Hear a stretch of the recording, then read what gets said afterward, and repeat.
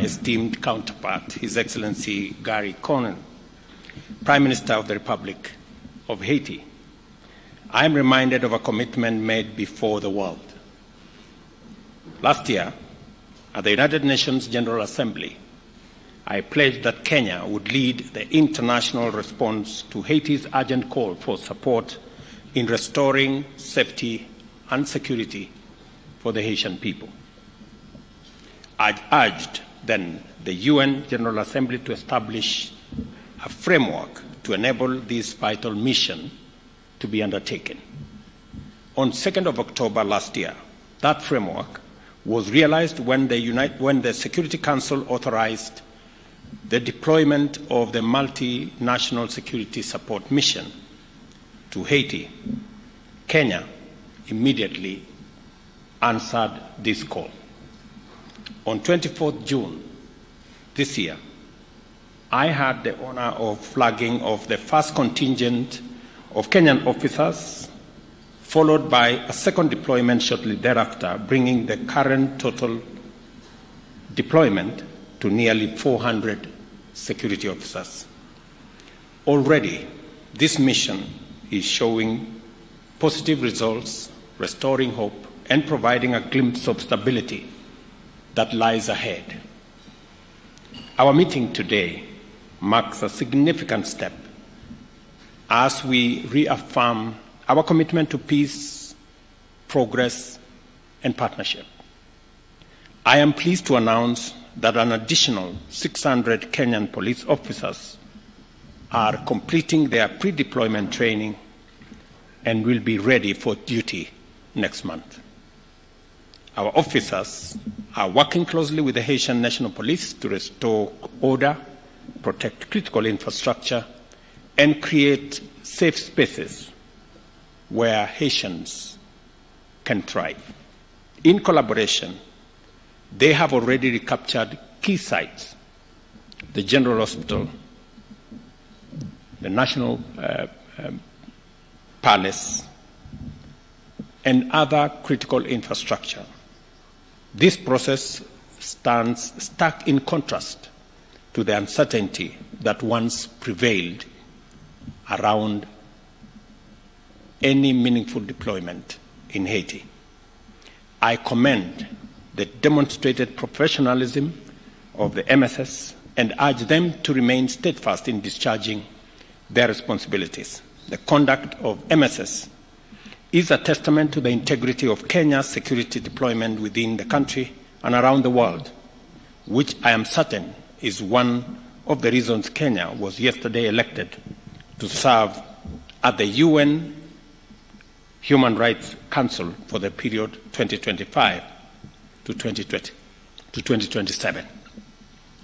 When I visited the multinational security support mission in Port-au-Prince on September 21st this year, the commander and his Haitian counterpart spoke of the positive momentum that has weakened the stronghold of gangs over the country and generated optimism for better days ahead in Haiti.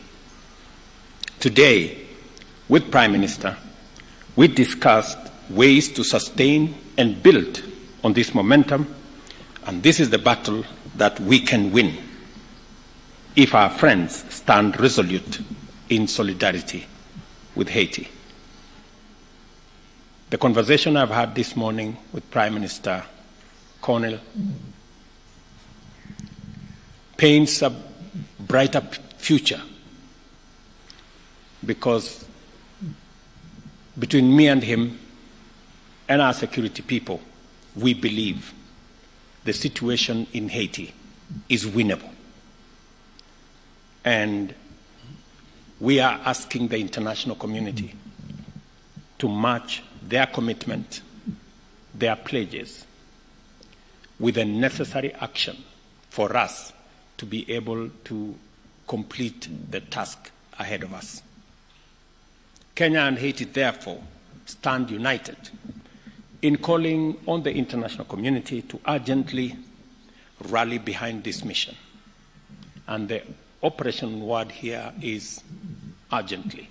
We have a window of success that is evident from the operations that have been carried out already. And without wasting time, when resources are made available, there will be demonstrable progress on securing critical infrastructure, critical spaces for people to return to their homes. I must congratulate the President of El Salvador, who a few days ago signed into this program and is providing critical support. I will be speaking to him later for us to build a bigger collaboration with Bahamas, CARICOM, Canada, and of course the US in driving this multinational security support mission towards the intended mission that we all set out to achieve. The adoption by the UN Security Council of Resolution 2751 on 30th September 2024, extending the term of the multinational security support mission by another 1 year, signals strong global support. But however, words and pledges must be merged by concrete action. We therefore strongly implore our global partners to accelerate their contribution to the personnel, logistics, and financial resources necessary to sustain, expand, and complete this mission.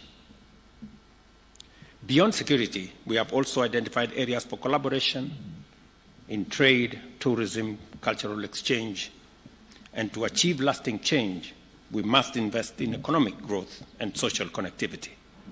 This is why Prime Minister Cornell and I discussed concrete steps to enhance trade and boost investment between our two nations. We envision a future where Kenya and Haiti, as well as the larger Caribbean region, are linked not only by shared values of democracy and rule of law, but also by dynamic economic exchanges to create jobs, spur innovation, and uplift communities. As we work together, we reaffirm our commitment to multilateralism as a powerful force for good. However, we recognize that global governance structures must evolve to reflect today's realities. Our shared challenges, from climate change to food security, demand institutions that are resilient, responsive, and equitable. Kenya and Haiti believe in the need for reform that realigns our institutions to serve the needs of all nations, ensuring a more just and sustainable world. In this spirit, we also champion the strengthening of ties between the African Union and the Caribbean community, regarded as the sixth region of Africa. By forging these alliances, we seek to enhance South-South cooperation and build a more interconnected, prosperous, and resilient global community. In closing, Mr. Prime Minister, I extend my gratitude to you for your visit and for the spirit of collaboration that has characterized our discussions today. Haiti is a great inspiration to Africa. You became the first black republic in 1st January 1804. That's just more than 210 years ago. And because you inspired many countries with your own struggle for independence, believe in the rule of law, believe in freedom and democracy, many African countries followed in Haiti's footsteps. And today we have a free Africa that has the potential to work with Haiti, even in this mission. There are many African countries, Your Excellency, who are ready and willing to participate in this mission because of the shared history of rule of law, freedom, and democracy that we all share. We look forward to continuing this dialogue, strengthening our ties, and building a future of peace, progress, and prosperity for our nation. As you journey back home, my brother, kindly convey our best wishes to the President, Mr. Voltaire, and esteemed members of the Transitional Presidential Council, and to our brothers and sisters in Haiti. Thank you very much. Please welcome. Thank you so much. Thank you. Thank you, Mr. President. Let me first start by thanking you for hosting us. It feels so nice to be back in Nairobi, a city that I consider almost a second home, having been here so many times before. But let me also thank you for your vision, for your leadership, and for your commitment.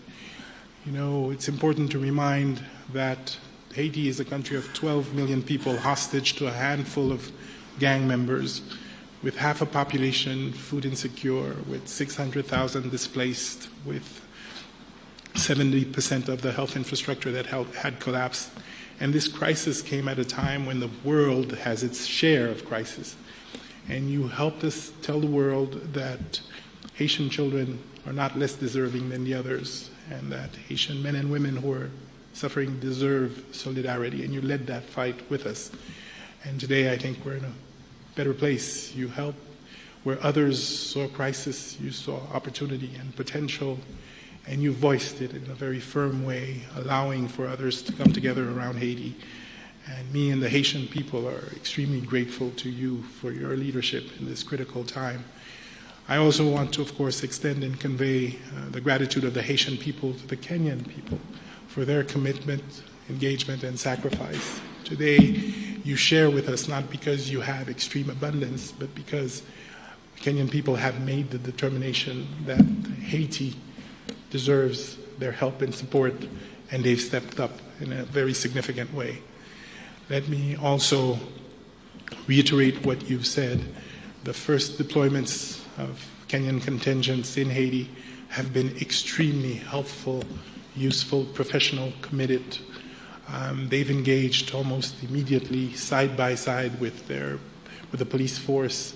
They've provided us with the wealth of experience that they have, and they continue to engage with us in a significant manner. Early on in this process, you will recall that their doubters had thought that language would be a barrier. Let me confirm that it has not. I followed directly operations in some of the most difficult circumstances, and they found ways to make sure that they protect each other and they get the mission accomplished. You said, and we agree, that this is something that we can do. If we work together, we are confident that we can see significant progress in the security situation in Haiti, and as you have pointed out, begin the rebuilding process. And we're committed to doing so. Now, obviously, our partners will have to step up and meet the commitments they've made, and the time is now. There is a sense of urgency. The progress that we're seeing is contingent on us continuing to provide the Haitian people with the relief that is desperately needed. And of course, that will only happen if the many commitments that were made by the international community actually materialized. So I'm also here to make a plea to our friends from other countries to come back to the commitments they've made and to ensure that as urgently as possible, they're able to make sure that the mission is fully funded. They're able to make sure that the police force and the contingent from Kenya have the resources they need to be able to be fully operational, and that already we're looking at the consolidation and the early recovery and the investments that are necessary to rebuild the schools, the health institutions that will sustain whatever progress we made. I can quote here the commander of the Kenyan troops in Haiti, with which I have regular meetings, when he tells me, Prime Minister, this is winnable. This is winnable. And that, of course, has inspired us all. In the next few days and weeks, we will continue to build on this progress. We've established an electoral council that will be installed. We've been able to reopen our schools. We're seeing progress in the security front as well. Obviously, the gangs are reorganizing to make it more difficult, but we're ready and we'll be steadfast. We're using our assets more effectively. We're looking at new relationships with others who may be willing to engage. We're going to see how we provide a more integrated approach solution, which would include disarmament, which would include better communication, which will include all the integrated and well thought through interventions that are usually required to address these kinds of security situations. But obviously, an effective repressive force will continue to be an essential component of that. And let me tell you that just last week we had this incredible violent event led by a gang in the northern part of Port-au-Prince, and quickly the police and the contingent were able to deploy by road within really virtually hours to make sure that the city in question was quickly protected and that we would have the appropriate level of response to make sure that we address the situation. So this is to say that the Haitian people now have hope in what can be achieved. It is, of course, a cautious optimism. They will expect us to do more, and they deserve more. They've suffered now for months. Hundreds of thousands still cannot go home. The infrastructure needs to be rebuilt very quickly, but they trust that the government and its partners are doing the right things, and of course, with the presence of the force, they can start to see a light at the end of the tunnel, and that I think we need to build on as quickly as possible. So again, thank you, Excellency, and please do convey through you our gratitude to the Kenyan people for that act of solidarity, and I can tell you that it will not be lost. Thank you very much. With your permission, we'll take a few questions. Members of the press, if we may start with your name, the media house you represent, and then let's stick to one question so that we may open up for more. We'll start with Joy from Al Jazeera, then we'll follow suit. Joy from Al Jazeera. Thank you very much, Prime Minister and Your Excellency President Ruto. Our question is in regards to the latest attack and what has been done to safeguard the Kenyan officials who are assisting in the mission.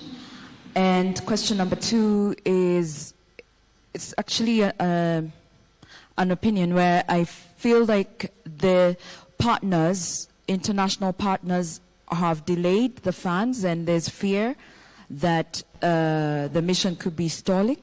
Is that correct to assume?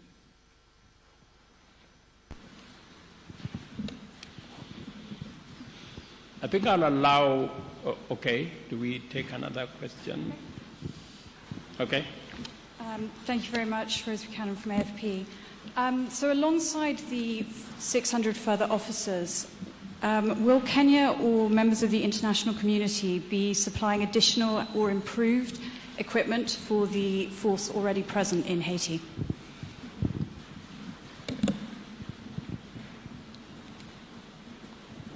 Okay, we can take those ones first. Or thank you very much. I think I will allow Prime Minister to respond to the first question because he has the latest information on the attack that, and as you've heard him speak to it, the response was the fastest that could have been assembled in a long time. As we talk, both the Haitian police, who are doing a wonderful job, alongside our multinational security support mission of officers from Kenya, are already in that region. I'm informed that it's a region 2 hours drive from Port-au-Prince, a region that for a very long time has been held hostage by criminals and gangs. But today we have a foothold and a footprint of both the Asian police and the Kenyan contingent in that place. As to your question as to what is being done, I think everything is being done to make sure that we minimize casualties of both our security men and civilians, even as we deal with the criminals. And on the question from FP on what additional additional is being done. Prime Minister just came out of UAE, who have committed to support this mission.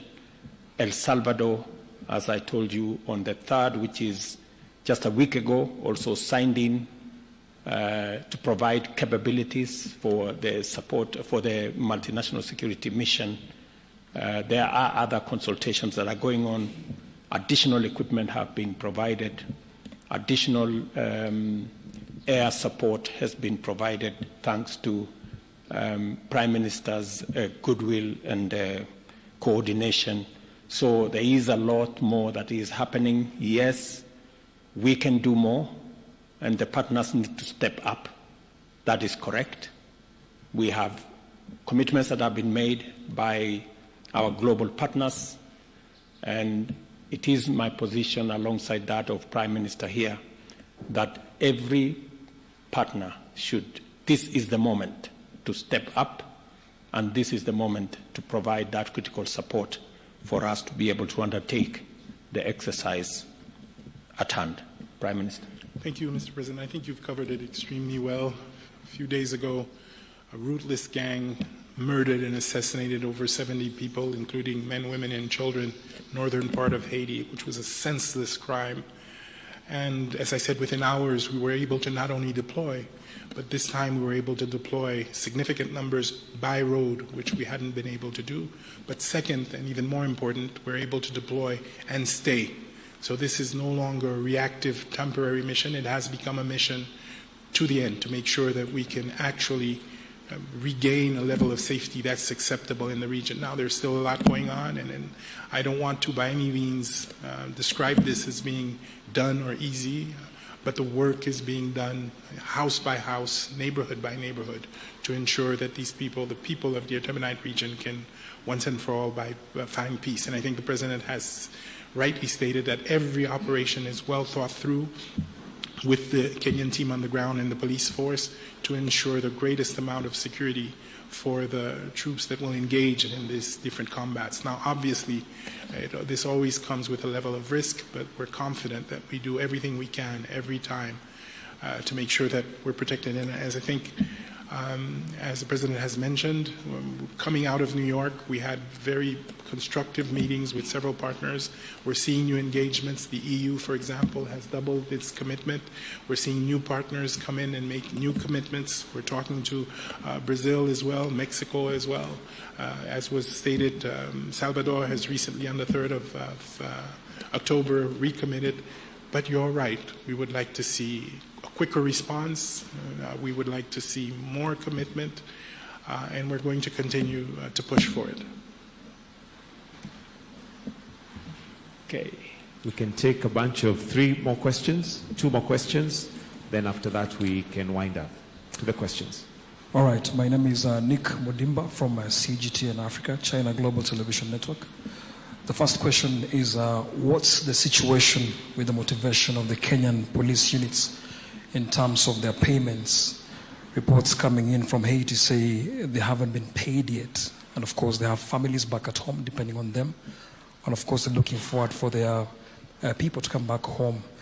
Second question, redeployment training. What have the current officers learned in Haiti that are actually instilling the same ideologies, survival tactics to the current ones yet to travel to Haiti? And also, which units are these that are actually joining the others in Haiti? Thank you. Your Excellencies, my name is Melita Oletenges for Citizen TV.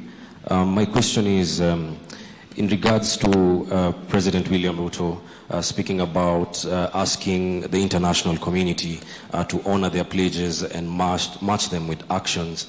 Perhaps is there a setback for human resources, especially in the MSS, when you're saying that we are working leaner in terms of resources? Has there been a setback in terms of remunerating the operatives on ground? Thank you. Your Excellency, my name is Nyaboga Kiage from Nation Media Group. My question is, for the longest time, people in Haiti have been claiming that the Kenyan officers do not leave their camp. How true is that? Thank you. Thank you very much. I think all those questions you've asked are interconnected in some way. There is information that I can provide to you on matter security, but to a certain extent. It's not necessary for us to tell you which units are participating in this operation, because those are security matters. But on the whole, we have a budget that takes us all the way to March next year. So in terms of being able to support our officers on the ground, including those who are joining next month, we have resources to make sure that they have every support that they need up to March 2025.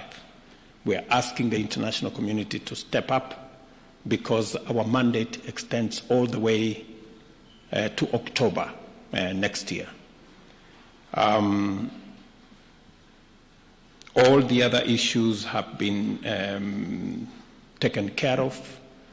As for the status of the MSS security personnel and how they are operating, I think you've heard from the Prime Minister the kind of robust engagement that is going on with our security personnel. I do not think that they would be in a camp and at the same time be in the operation area that the Prime Minister has just talked about. Maybe Prime Minister can.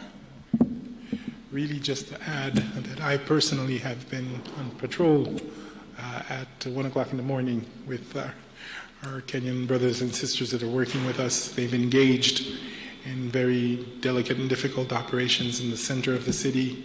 They've helped us commence to secure our port. They're involved in patrolling the university hospital and the administrative area. And more important, they're with us up north, working closely with the police force to address the current threat with the gangs. And they do so with the level of professionalism and expertise that we've learned to trust and admire. So I can tell you safely that no, we are engaging. The leadership is also very much engaged with the leadership of the police force in strategic thinking, in understanding, in collecting intelligence, and finding out how to use it more effectively. So that exchange is also helping build up the capacity of the Haitian force itself. So let me be very clear. The presence of the two contingents that we have now have been extremely, extremely helpful in helping us make the progress that we are seeing now. Thank you very much. Just so that you know, we've had Prime Minister and we had different meetings in Washington at the sidelines of the UN General Assembly. I had engagement with Secretary Blinken, and they have also committed to provide more capabilities in terms of transport and other facilities that would help us move forward. I must commend Prime Minister that 11 days ago, schools were opened in Haiti after a very long time.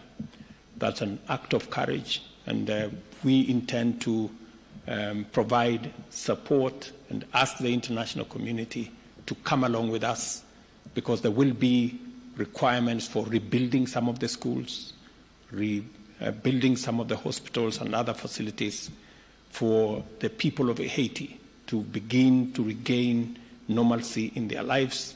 And that additional support, aside from the security personnel and the stability and peace that we are pursuing, will be necessary to carry the community along with the social infrastructure that will help stabilize the country, create hope, and move people to the next level. So otherwise, thank you very much, and thank you for coming for the press conference. Asante sana. Thank you, Excellencies. That brings us to the end of this press briefing. We shall allow the Excellencies to retreat as we'll be guided on our next steps from here.